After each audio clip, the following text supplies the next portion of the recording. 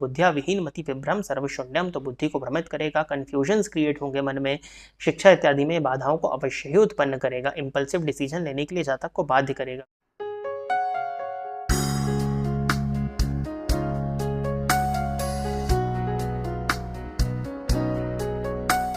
नमस्कार, स्वागत है आपका प्रोफेशनल एस्ट्रोलॉजी पर। मैं यशराज तिवारी आज आप सभी के समक्ष उपस्थित हुआ हूँ द एस्ट्रोलॉजी शो के एपिसोड नंबर 118 को लेकर। द एस्ट्रोलॉजी शो में मैं आप सभी दर्शकों के द्वारा पूछे गए प्रश्नों के जवाब देता हूँ। वो प्रश्न ज्योतिष से संबंधित हो सकते हैं, आपकी जन्म कुंडली से संबंधित हो सकते हैं, आपकी जन्म कुंडली की प्लैनेटरी पोजीशन से संबंधित हो सकते हैं, या कोई भी प्रश्न जो कि आपके मन में हमारी इस ज्योतिष की फील्ड से संबंधित, ऑकल्ट साइंस की फील्ड से संबंधित उत्पन्न होता है। उन प्रश्नों के जवाब आप मुझसे इस कार्यक्रम के माध्यम से पा सकते हैं। क्या करना होगा आपको अपने प्रश्नों को पूछने के लिए? इसी वीडियो के कमेंट सेक्शन में जाकर के आप अपने नाम के साथ में अपने एक स्पेसिफिक प्रश्न को दे दीजिए। फिर जैसे ही द एस्ट्रोलॉजी शो के एपिसोड्स आते हैं, उन एपिसोड्स में मैं आप सभी दर्शकों के द्वारा पूछे गए प्रश्नों के जवाब को लेकर के उपस्थित हो जाऊंगा। यदि आप इस कार्यक्रम को देखते हैं और इस कार्यक्रम के माध्यम से आपका कुछ भी लाभ होता है तो आप इस वीडियो को लाइक करें, साथ ही साथ इस चैनल को सब्सक्राइब करें ताकि इन फ्यूचर जो भी कंटेंट मेरे द्वारा इस चैनल पर अपलोड किया जाता है उसका नोटिफिकेशन आपको मिलता रहे। यदि इस कार्यक्रम के माध्यम से आपका कुछ भी लाभ होता है तो आप इस वीडियो को ज़्यादा से ज़्यादा लोगों के साथ में शेयर करें ताकि और भी लोगों का लाभ और उसका माध्यम आप सभी दर्शक बने। यदि आप जानना चाहते हैं कि आपका ये मंथ कैसा होने वाला है, आपका ये ईयर कैसा होने वाला है, साथ ही साथ विभिन्न ग्रहों का राशि परिवर्तन प्रभाव आपके लिए क्या फल को लेकर के आ रहा है, तो हमारे इस वीडियो के डिस्क्रिप्शन बॉक्स में आपको शुरुआत में ही 2 प्लेलिस्ट का लिंक देखने में मिलेगा। उन दोनों ही प्लेलिस्ट के लिंक पर क्लिक करते ही आप अपने लग्न एवं अपने राशि के अनुसार अपने पूरे माह का, अपने पूरे वर्ष का और विभिन्न ग्रहों का राशि परिवर्तन प्रभाव अपने लग्न एवं अपने राशि के आधार पर जान सकते हैं। साथ ही साथ क्या उपाय आपको करना चाहिए जिनको करके आप अपने जीवन को और बेहतरीन बना सकें, इस विषय में भी चर्चा उन वीडियोज़ के अंत में की जा चुकी है। तो अवश्य ही द एस्ट्रोलॉजी शो के कार्यक्रम को देखने के बाद में उन वीडियोस को चेक कर लीजिएगा। जैसा कि आप सभी दर्शक देख पा रहे होंगे कि देवगुरु बृहस्पति का राशि परिवर्तन होने वाला है, राहु केतु का राशि परिवर्तन हो रहा है। तो इन सभी विषयों पर वीडियोस जो है वो हमारे इस चैनल पर अपलोड किए जा रहे हैं आपके लग्न एवं आपके राशि के आधार पर, और सटीक विश्लेषण अपलोड किया जा रहा है, तो अवश्य ही चेक कर लीजिएगा उसको। अब हम बिना विलंब किए अपने आज के इस कार्यक्रम की शुरुआत करते हैं, और आज के इस कार्यक्रम का जो पहला प्रश्न है वो है देवी प्रसाद जी का। इन्होंने लिखा है कि आचार्य जी नमस्कार, मकर लग्न में सूर्य 14 अंश श्रवण नक्षत्र और चंद्र 7 अंश के उत्तराषाढ़ा नक्षत्र में षडबल में 3 स्थान प्राप्त हैं। बुध ग्रह 26 अंश के धनिष्ठा में है। इन सब पर लग्नेश और धनेश शनिदेव की तीसरी दृष्टि है। तो सर अमावस्या दोष का कितना प्रभाव रहेगा? इस दोष का पूजन किस स्थान पर कराया जाए कि नहीं? चंद्र की दशा निकल गई है, गुरु में गुरु चल रहे हैं, मार्गदर्शन करें। जातक की उम्र 36 वर्ष है। देखिए, मकर लग्न की कुंडली है और सूर्य चंद्रमा की युति लग्नगत है, और सूर्य भी चंद्रमा के नक्षत्र में है और इन पर शनि की दृष्टि पड़ रही है। तो ये तो अमावस्या का जो दोष आपका है उसके प्रभाव को बढ़ा देगी। रीजन क्या है? यहाँ पर सूर्य और चंद्रमा की जो युति बन रही है तो उसमें चंद्रमा अस्त यानी कि बेहद कमजोर है और शनि की दृष्टि से दृष्ट हो जा रहे हैं, तो कहीं ना कहीं परेशानी का कारण तो बनेगा। लग्न पर लग्नेश की दृष्टि पड़ने के चलते हो सकता है आप इस बात को पूछ रहे हो, परंतु यहाँ कोई बहुत ज्यादा फर्क नहीं पड़ेगा क्योंकि आपकी लग्न कुंडली, चंद्र कुंडली और सूर्य कुंडली सब पर ही शनि की दृष्टि पड़ गई है। तो एक नकारात्मक पक्ष है, ये आपको मानसिक रूप से अशांत करेगा।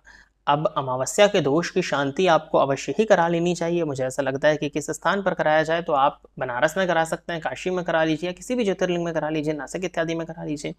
और मैं तो ये कहूँगा कि आप जहाँ पर भी हैं वहाँ पर आपका कोई प्रसिद्ध शिव जी का मंदिर हो जहाँ पर आपको प्रॉपर ब्राह्मण मिल जाए जो विधि विधान से कराएं, तो आप वहाँ भी करा सकते हैं। नदी किनारे कराया जा सकता है तो कराया जा सकता है, कहीं भी कि स्थान की कोई बहुत ज़्यादा वो नहीं है। हाँ, फेमस स्थान पर कराएंगे तो ज़्यादा बेटर होगा। हालांकि फेमस स्थान पर भी आजकल बिजनेस हो गया है, लेकिन अब वो डिपेंड करता है कि आपको कैसे ब्राह्मण इत्यादि मिलते हैं, और फिर आपकी किस्मत पर सबसे ज़्यादा बड़ा पॉइंट तो होता है कि किस्मत पर निर्भर करता है कि किस तरह के लोग आपसे मिलेंगे। तो ये है, तो आपको करा लेना चाहिए। चंद्रमा की दशा निकल गई है तो अवश्य आपको मानसिक रूप से अशांत किया होगा उसने। चंद्रमा की दशा निकल गई है तो भी चंद्रमा का प्रभाव मन पर तो आजीवन रहेगा, तो एक बार इसकी शांति करा लीजिएगा। और नित्य आपको रुद्राभिषेक भी करना चाहिए। अब रुद्राभिषेक करने का मतलब क्या होता है? रुद्र यानी कि शिव जी, तो शिव जी का अभिषेक करिए। अब आप दुग्ध अर्पित कर सकते हैं, उसके बाद में जल अर्पित कर सकते हैं।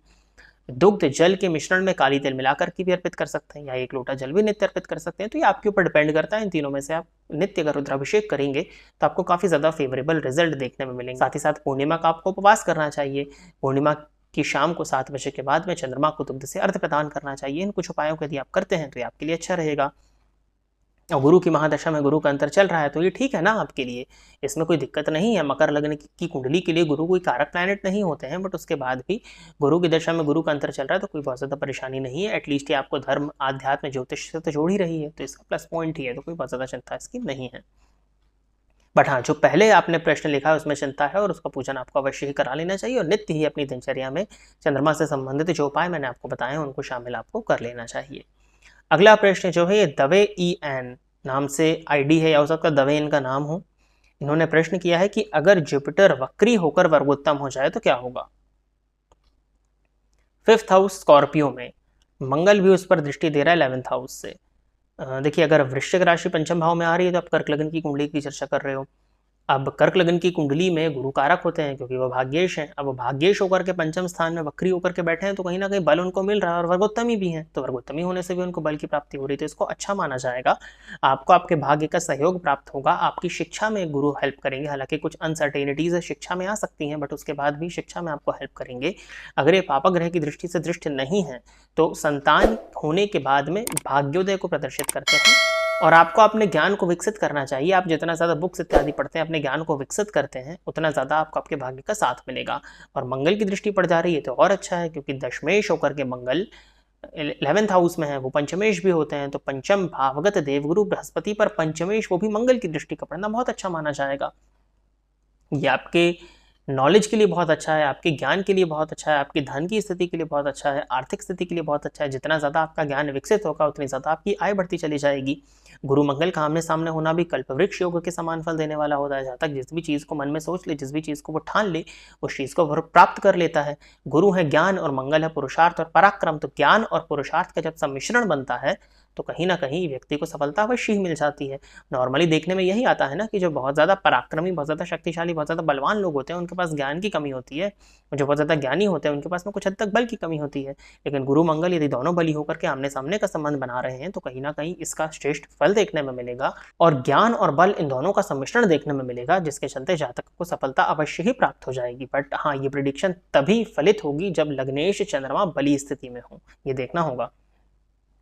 और अगला प्रश्न जो है ये शिव शर्मा जी का, इन्होंने पूछा है कि गुरुदेव प्रणाम, यदि मेष लग्न के 8th हाउस में राहु प्लेस्ड हो और उसका लॉर्ड मार्स 10th हाउस में उच्च का प्लेस्ड हो और राहु की महादशा चल पड़े, तो क्या नीच के राहु के कारण ये महादशा खराब जाएगी या मंगल के उच्च का प्लेस होने के कारण दशा अच्छी जाएगी। साथ ही ये भी बताइए कि पामिस्ट्री में हार्ट लाइन पे फेट लाइन 48 की एज शो करती है या 55-56 की।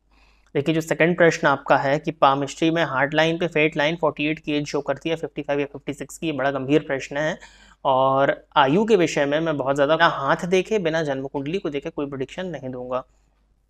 तो सेकंड वाले क्वेश्चन का तो कोई मतलब नहीं है यहाँ पर।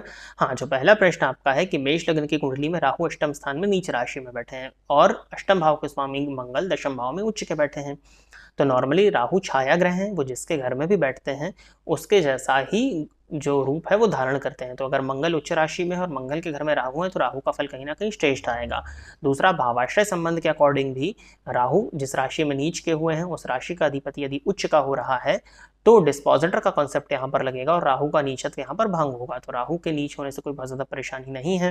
बट हाँ, राहु की महादशा का अपना एक प्रभाव है, बुद्धिया विहीन मति विभ्रम सर्वशून्यम, तो बुद्धि को भ्रमित करेगा, कंफ्यूजन्स क्रिएट होंगे मन में, शिक्षा इत्यादि में बाधाओं को अवश्य ही उत्पन्न करेगा, इंपल्सिव डिसीजन लेने के लिए जातक को बाध्य करेगा, कहीं ना कहीं जल्दबाजी में आप निर्णय ले सकते हैं। तो इन चीज़ों से आपको बचना चाहिए, खान पान पर नियंत्रण लगा करके रखना चाहिए, अपने एग्रेशन पर कंट्रोल करना चाहिए, बहुत जल्दबाजी में निर्णय लेने से आपको बचना चाहिए। सोच समझ करके यदि आप निर्णय लेते हैं तो ये करना आपके लिए सबसे ज़्यादा अच्छा होगा।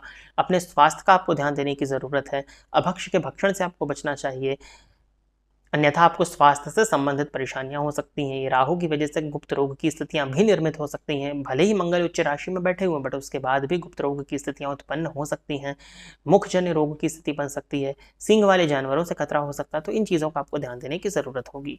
गणेश जी की आराधना करना आपके लिए अच्छा होगा। संकट नाशन गणपति स्तोत्र का नित्य 3 बार पाठ किया करिए। गणेश जी का मंत्र ओम गंग गणपतये नमः, इस मंत्र का नित्य 3 माला जाप किया करिए।